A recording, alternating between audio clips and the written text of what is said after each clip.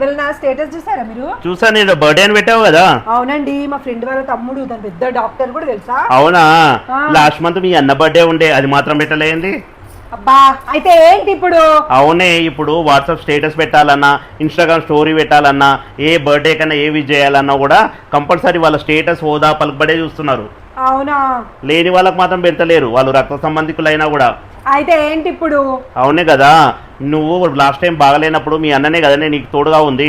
అది వాడి బాధ్యత కాబట్టి వచ్చిండు. అదే నువ్వు ఫ్రెండ్ అంటున్నావు చూడు, నువ్వు క్యూర్ అయినాక 1 month కాల్ చేసింది, అంతవరకు ఒక్కసారి కనీసం అడగలే కూడా ఎలా ఉన్నావని. అరే తను బిజీగా ఉండే బిజినెస్ పని మీద, అందుకోసం 1 month తర్వాత కాల్ చేసింది. అదే కదా నేను చెప్తున్నాను, ఎప్పుడైనా బంధుత్వాలు బలంగా ఉంచుకోవాలి. రక్త సంబంధికులే నీకు ఎప్పుడు కూడా ఆపదకు సంపదకు తోడుగా ఉంటారు. మీకు ఒక్క స్టేటస్ గురించి చెప్తే నేను దానికి ఇంత పెద్ద క్లాస్ వీక్తారా మీరు? నీలాంటి వాళ్ళు మారరు.